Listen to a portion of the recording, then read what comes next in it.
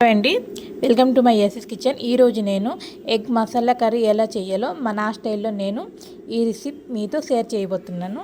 First ఇక్కడ నేను egg boil చేసి గరిటెలాగా పెట్టుకొని పక్కన పెట్టుకున్నాను. తర్వాత ఏమో ప్యాన్లో ఆయిల్ వేసి మసాలా స్పైసెస్ వేసి ఆనియన్స్, తెల్లుల్లిపాయలు, అల్లం, జీలకర్ర, ధనియాలు, టమాటా, కాజు, కొత్తిమీర అన్నీ వేసి ఫ్రై చేసి మిక్సీ జార్లో వేసుకొని పక్కన పెట్టుకున్నాను. తర్వాత ఏమో మళ్ళీ ప్యాన్ పెట్టి ఆయిల్ వేసి కొంచెం పసుపు, సాల్ట్ వేసేసి మన ఎగ్ని వేసి కొంచెం గోల్డెన్ కలర్ వచ్చే వరకు ఫ్రై చేయాలి.